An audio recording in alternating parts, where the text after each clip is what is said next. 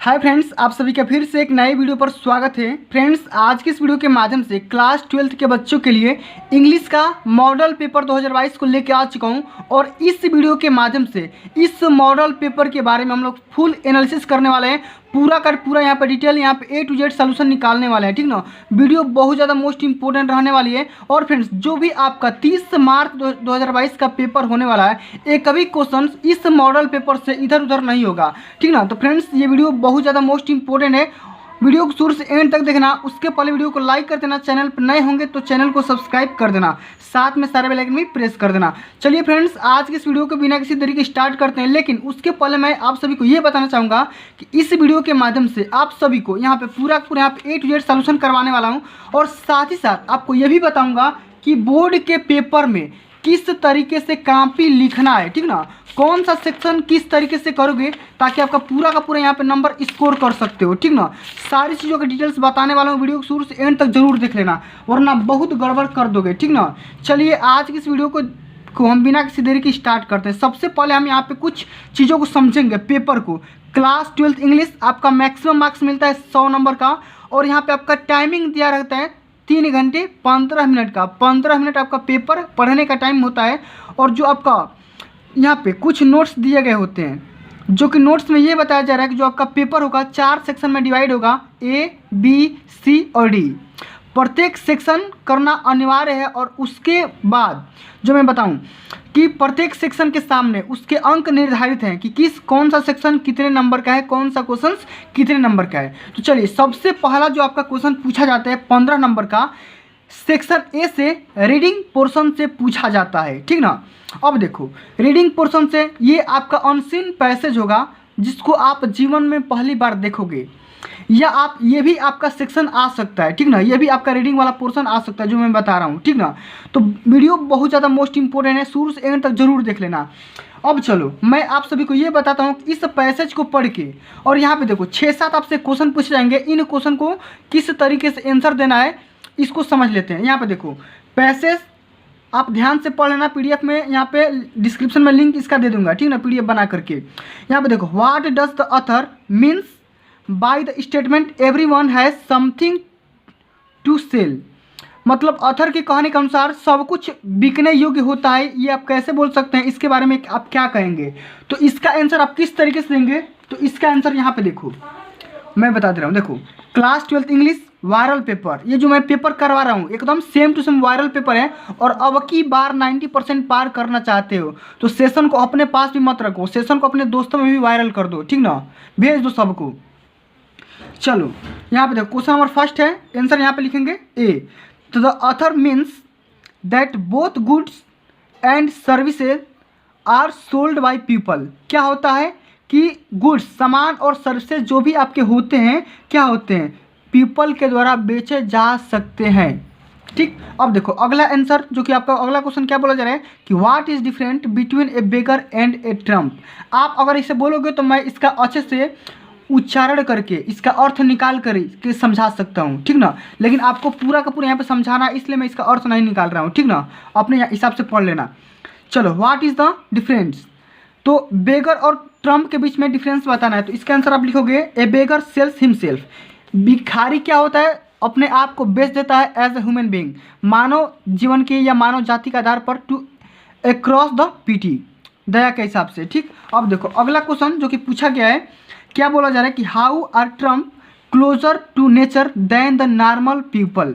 जो आपका ट्रम्प है नॉर्मल पीपल के तुलना में क्लोज क्यों है। तो इसका आंसर यहाँ पे इस तरीके से देंगे कि because they normally sleep in the open. वो नॉर्मली कहीं भी सो जाता है खुले में, ठीक ना। इस तरीके से वो क्या है, अलग है, डिफरेंट है, क्लोजर है, ठीक ना, इस तरीके से। अगला क्वेश्चन कि why should we feel jealous of a tramp. हम लोग ट्रम्प को ज़्यादा जेलस क्यों समझते हैं या क्यों होना चाहिए। या देखो, इसका कहने का मतलब ये है कि ट्रम्प जो है जेलस फीलिंग का होना चाहिए, क्यों। देखो, तो इसका आंसर आप इस तरीके से दोगे कि because he leads a simple life without any worries at all, ठीक। अब देखो अगला क्वेश्चन जो पूछा जा रहा है कि which word in paragraph 2, paragraph 2, ये वाला पैराग्राफ 2। अब इसके बारे में कुछ पूछेगा। देखो क्वेश्चन पूछ रहा है कि paragraph 2 means the same as feel aggrieved about के बारे में बोल रहा है। तो इसका एक वर्ड है, यहाँ पे देखो वर्ड ये है कि ग्रेज आप लिख दोगे, आपका आंसर मिल जाएगा, 2 नंबर आप इसी से पा जाओगे। ठीक, अब देखो अगला क्वेश्चन कि which of the following words in the synonyms of determine in the paragraph 1। Paragraph determine का सिनोनिम्स बताना है, तो डिटरमाइंस का सिनोनिम्स हो जाएगा एस्टिमेट। क्या हो जाएगा? एस्टिमेट। अब देखो अगला क्वेश्चन कि which of the following in paragraph 3 antonyms of inconsistency. तो इसका क्या हो जाएगा? इसमें एक वर्ड आया हुआ है पैराग्राफ 3 में। ठीक, तो इसका सिनोनिम्स होगा यहाँ पे देखो ये वाला। ठीक, अब देखो अगला क्वेश्चन आप किस तरीके से हल करोगे इसको भी समझा देता हूँ। सेक्शन 20 है जो कि आपका राइटिंग सेक्शन से है, और ये जो क्वेश्चन है आपका 10-10 नंबर का है, 20 नंबर सेक्शन 20 से पाओगे। तो चलो देखो यहाँ पे क्या बोल रहा है कि in certain states of India there is great imbalance in male and female ratio. Male और फीमेल रेशियो के बारे में बोला जा रहा है कि कितना कितना अनुपात है उसके बारे में लिखना है।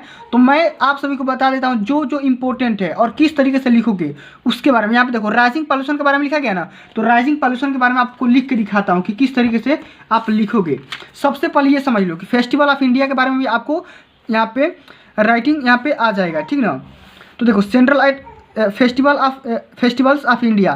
तो सबसे पहले यहाँ पे फेस्टिवल्स ऑफ इंडिया लिखोगे और यहाँ पे लिख दोगे अपना नाम। ठीक, जो भी आपका नाम होगा यहाँ पे, जो भी यहाँ पे इसका नाम देगा, ठीक, करण या करुणा दिया है, तो इस तरीके से।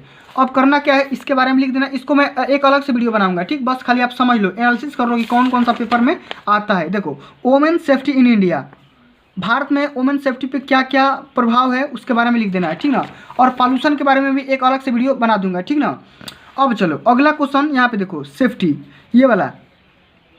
तो कॉर्बेट नेशनल पार्क के बारे में यहाँ पे लिखना है कि पॉल्यूशन किस तरीके से होता है, क्या नहीं होता है, उसके बारे में 120 से लेकर के 150 वर्ड के बारे में लिख देना है। ठीक ना, अगला क्वेश्चन जो कि ए बाट फ्लैट, एक फ्लैट खरीदने के बारे में यहाँ पे राइटिंग लिख देना है। ठीक ना, आर्टिकल राइटिंग।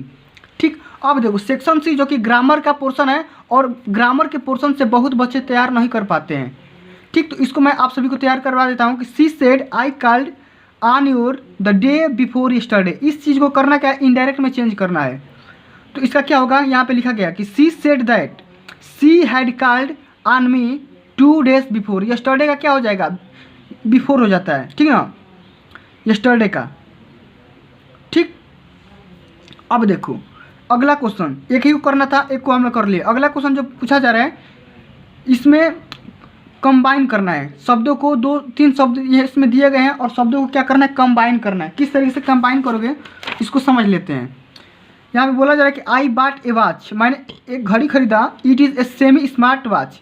ये क्या? एक सेमी स्मार्ट वॉच है, और I like it is very much, बहुत ही अच्छी है। ठीक, तो इसका आंसर कैसे देंगे कि I like very much the semi smart watch that I बाट। इस तरीके से कर दोगे। यहाँ पे देखो किया गया है, देखो I like very much the semi smart watch that I बाट। ठीक, अब देखो अगला क्वेश्चन जो कि पूछा गया है, ट्रांसफॉर्मेशन से क्वेश्चन पूछा गया है कि did the policeman catch the thief. देखिए क्वेश्चन में ये बोला जा रहा है कि जो यहाँ पे ये वर्ड दिया गया है इसको आपको करना क्या है? पैसिव वॉइस में चेंज करना है। तो देखो पैसिव वॉइस में चेंज करने के लिए डिड का क्या हो जाएगा? तो वाज हो जाता है। तो इसका करेंगे क्या कि was the thief catch by the policeman, यानी कि जो चोर है पुलिसमैन के द्वारा पकड़ा गया था। इस तरीके से आप इसका क्या करेंगे? पैसिव वॉइस में चेंज कर देंगे। एक ही को करना है इसलिए मैं एक ही को बता रहा हूँ। अब देखो यहाँ पे अगला क्वेश्चन जो पूछा जा रहा है कि correct any one of the following sentences. 2 sentence दिए गए हैं और दोनों में से किसी एक को आपको क्या करना है? करेक्ट करना है। He has received a letter yesterday, उसने एक पत्र, यानी कि उसने एक कल पत्र रिसीव किया था। तो ही हैज़ बीन हो जाएगा। यहाँ पे क्या हो जाएगा? यहाँ पे बीन छोड़ दिया है, तो यहाँ पे he has been received a letter yesterday. इस तरीके से आपको करना है। अब देखिए अगला क्वेश्चन जो कि फ्रेजेस एंड इडियम से क्वेश्चन दिया गया है कि bag and baggage. Bag and baggage का अर्थ क्या होगा? तो इसका अर्थ होता है विद ऑल वंस बिलोंगिंग। ठीक ना, विद ऑल वंस बिलोंगिंग। अब देखो अगला क्वेश्चन जो दिया गया है कि टू एंड इन स्मोक, तो इसका अर्थ होगा कि टू केम टू नथिंग, यानी कि कुछ भी नहीं। ठीक, अब देखिए अगला क्वेश्चन यहाँ पे जो अंडरलाइन दिया गया है, इस चीज़ को करना क्या है? इसका अर्थ निकालना, मीनिंग निकालना इंग्लिश में ही। स्टिल ए फॉर क्राई, पूरा सेंटेंस पढ़ते हैं। In spite of the effort of all peace loving people world peace is still a far cry. तो देखो यहाँ पे जो वर्ड आया है स्टिल ए फार क्राई, इसका मीनिंग ये होता है कि ए लॉन्ग वे ऑफ, यानी कि बहुत दूर रास्ते से। ठीक ना, इसका आप इंग्लिश में अर्थ निकालोगे। ठीक, यानी कि सेकंड ऑप्शन सही हो जाएगा। तो ये सब बहुत आसान है, अपने उत्तर पुस्तिका में इसलिए लिख सकते हो। ठीक ना, और लिखना होगा तो ऑप्शन के सहित आपको लिखना होगा। ठीक ना, चलिए अगला क्वेश्चन यहाँ पे बोला जा रहा है कि Sumit has to look high and low before he could find his scooter की। यानी कि यहाँ पे बोला जा रहा है कि हाई एंड लो। तो हाई एंड लो का मतलब क्या होता है? ऑलवेज, नाउ एवर, एवरीवेयर या समवेयर। तो इसका अर्थ हो जाएगा ऑलवेज। ठीक, अब यहाँ पे देखो डिलाइट का एंटोनिम्स बताना है। तो डिलाइट का एंटोनिम्स क्या हो जाएगा? प्लेजर। डिलाइट का मतलब होता है प्रशंसा और प्लेजर का मतलब भी हो जाता है प्रशंसा या सराहना। ठीक, और ओवरकम का मतलब क्या होता है? तो ओवरकम का सिनोनिम्स क्या हो जाएगा? तो कनक्यूर। ठीक, सेकंड ऑप्शन सही हो जाएगा। अब देखो डिस्ट्रेस का एंटोनिम्स क्या होगा? डिस्ट्रेस का एंटोनिम्स 2 नंबर का है, एक क्वेश्चन करोगे 2 नंबर मिल जाएगा। तो डिस्ट्रेस का एंटोनिम्स हो जाएगा कंफर्ट। ठीक, दोनों को करना है। अब देखो यहाँ पे एक क्वेश्चन पूछा गया है हेस्ट का एंटोनिम्स। तो हेस्ट का एंटोनिम्स हो जाएगा डिले। हेस्ट मतलब जल्दी, डिले मतलब देर से। अब देखो ये एक आपका क्वेश्चन दिया गया है और इस क्वेश्चन इस प्रकार का है कि यहाँ पे देखो क्वेश्चन को सब्स्टिट्यूट करना है, 1 वर्ड बताना है कि अनेक शब्दों के एक शब्द बताना है कि the science of flying aeroplanes, यानी कि जो हवाई जहाज़ में उड़ते हैं उसे क्या बोलते हैं? उस चीज़ को हम क्या बोलते हैं? तो उस चीज़ को हम बोलते हैं एरोनॉटिक्स। ठीक ना, जितने भी हम ऊपर की चीज़ों की बात करेंगे एरोनॉटिक्स होती है। ठीक ना, अब देखो a person who looks to the dark side of the things. A person जो कि परछाई की तरह दिखता है उसे हम क्या बोलते हैं? पेसिमिस्ट। क्या बोलते हैं? पेसिमिस्ट। ठीक, अब देखो फिल इन द ब्लैंक्स वाला क्वेश्चन आया है कि इसको आप किस तरीके से करोगे कि the government does not care for the of opposition in the parliament. तो डिसेंट इसमें राइट आंसर हो जाएगा और डिसेंट का स्पेलिंग ये वाला होगा। ठीक, बी वाला। चलिए अगला क्वेश्चन कि you can go to Allahabad by a scooter route. यहाँ पे बोला स्कूटर रूट, या स्कूटर नहीं है सॉरी फ्रेंड्स, यहाँ पे शार्टर है। तो शार्टर रूट का स्पेलिंग ये होता है कि ROUT। ROUT आप आसानी से कर सकते हो, इजीली है, बहुत सारा आसान क्वेश्चन है। अब देखो करना क्या है कि 2 हिंदी में पैसेज दिए गए हैं और इन दोनों पैसेज को आपको क्या करना है? इंग्लिश में ट्रांसलेट करना है। आप इसे आसानी से कर सकते हो और इस पर मैं एक अलग से वीडियो बनाऊंगा। ठीक ना, परेशान मत होना। चलिए, और सेक्शन डी लिटरेचर का क्वेश्चन है, तो लिटरेचर का एक अलग से वीडियो आएगा जिनमें हमने बहुत ही अच्छे ढंग से 30 शब्दों वाला, 60 शब्दों वाला और उसके बाद जो भी क्वेश्चन आता है उसको मैं एक अलग से कराऊंगा। ठीक, अब देखो मैं आप सभी को ये बता देता हूँ ये वाला क्वेश्चन कि सेंट्रल आइडिया आप किस तरीके से लिखोगे। ठीक ना, तो सेंट्रल आइडिया, चलो सेंट्रल आइडिया के बारे में बात करता हूँ। यहाँ पे देखो ये वाला सेंट्रल आइडिया तैयार करके जाना। देखो इसमें 2 सेंट्रल आइडिया दिया है कि माई मदर एट 66, मेरी माता, ये वाला चैप्टर है। इस चैप्टर को सेंट्रल आइडिया इस तरीके से लिखना है। देखो सबसे पहले यहाँ पे आंसर क्वेश्चन नंबर डालेंगे। क्वेश्चन नंबर यहाँ पे कौन सा है? तो 9th वाला है और 9th का आप ए करोगे तो क्वेश्चन नंबर 9th का ए और यहाँ पे लिखना है ब्लैक पेन से कि माई मदर एट 66 इस तरीके से। और यहाँ पे आप आसानी से लिख देना यहाँ पे कि 2 अगर इसको मैं एक अलग से वीडियो बनाऊंगा। ठीक ना, अच्छे से समझाऊंगा कि सेंट्रल आइडिया में क्या क्या चीज़ें लिखा जाता है और क्या क्या चीज़ें मेन हेडलाइन बना के लिखा जाता है और जो भी चीज़ यहाँ पे मोस्ट इंपॉर्टेंट वर्ड्स आते हैं उसके नीचे अंडरलाइन भी करना होता है। सारी चीज़ों का डिटेल्स आपको एक अलग वीडियो के माध्यम से सेपरेट वीडियो बनाऊंगा। ठीक ना, उसमें मिल जाएगा। अब चलो ए थिंग्स ऑफ ब्यूटी। ठीक ना, तो 5 आपके मोस्ट इंपॉर्टेंट सेंट्रल आइडिया है जिसको आपको तैयार करके जाना है और इस तरीके से इस वे में तैयार करके जाना है। देख लो एक कीपिंग क्वाइट, ये वाला भी जो आपका सेंट्रल आइडिया बहुत ज़्यादा मोस्ट इंपॉर्टेंट है। ठीक ना, चलो इस तरीके से आपको तैयार करके जाना। और यहाँ पे देखो एक लेटर आता है आपका।